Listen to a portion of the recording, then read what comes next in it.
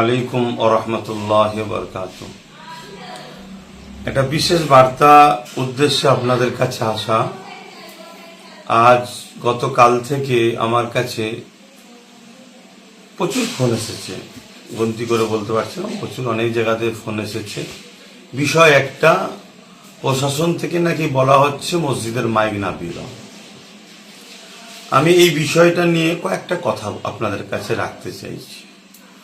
প্রথম দুঃখের কথা বলি, 2016 থেকে আমি বলে আসছি, তারও আগে হবে, একটা দিন আসছে আপনাদের ধর্মীয় স্বাধীনতাকে হরণ করা হবে।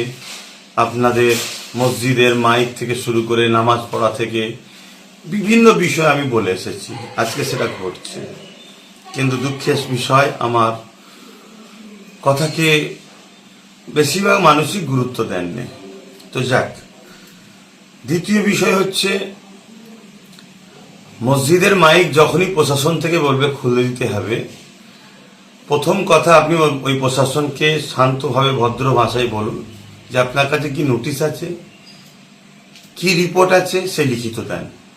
হাইকোর্ট থেকে দিয়েছে না সুপ্রিম কোর্ট থেকে দিয়েছে না কোথা থেকে দিয়েছে যে মাইক খুলে নিতে হবে, এর লিখিত দেন।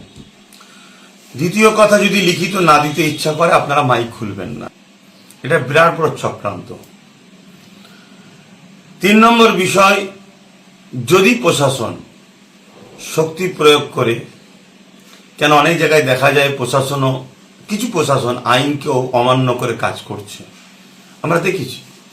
তো সেই জায়গায় যদি শক্তি প্রয়োগ করে জোরপূর্বক বলপূর্বক যদি মাইক খুলতে চায়, আপনারা সেটাকে পুরো ভিডিও করুন, সেই ভিডিও আমাদের কাছে পৌঁছান।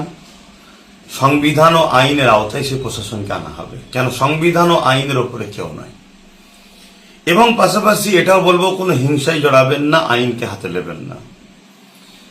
এবং শেষ আর একটা কথা বলবো, সেটা হলো এটাই যে আজকে রাজ্য সরকার, বর্তমান যে বিজেপি সরকার আমার পশ্চিম বাংলায় এসেছে, গত সরকার যিনি ছিলেন তেনাকে দেখে এই রাজ্য সরকারকে বলবো শিক্ষা নেওয়া উচিত।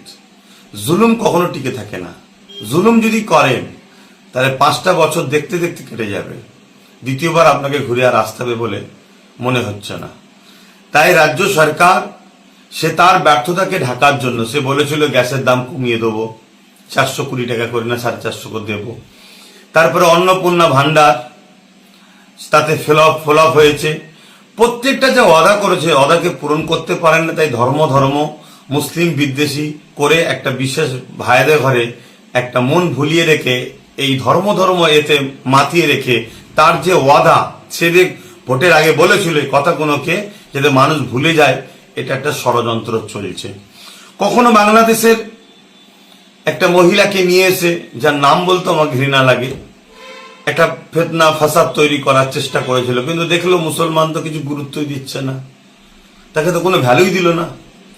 তারপরে তার আগে আরো চেষ্টা করেছে শুক্রবারই, কখনো জিহাদি, কত রকম হয়েছে, সবটাই ফ্লপ হচ্ছে।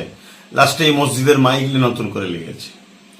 আমি এই জায়গায় একটাই কথা বলবো, আমার জাতিকে, আমার সমাজকে, সর্বধর্মের মানুষকে, যারা সংবিধান প্রেমী মানুষ, আসুন আমরা ভোটটা বা সরকারটা, রাজ্যটা, দেশটাকে এমন এক ব্যক্তিদের হাতে দিই যারা দেশকে, দেশের বাসীকে দেশবাসী হিসাবে দেখবে, ধর্ম দেখে দেখবে না, ধর্ম যার যার হৃদয়ে।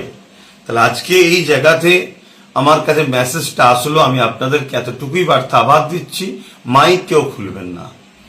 যদি কেউ প্রশাসন আসে, তাকে নোটিশ চান, কি লিখিত আছে, যদি না দেয় তাহলে তার কথাকে মানবেন না। এবং লিখিত যদি দেয় সেটাকেও আমাদের কাছে পাঠান। লিখিত দিলেই যে সঙ্গে সঙ্গে তার রিয়াকশন করতে হবে, খুলে দিতে হবে, এমনটা নয়।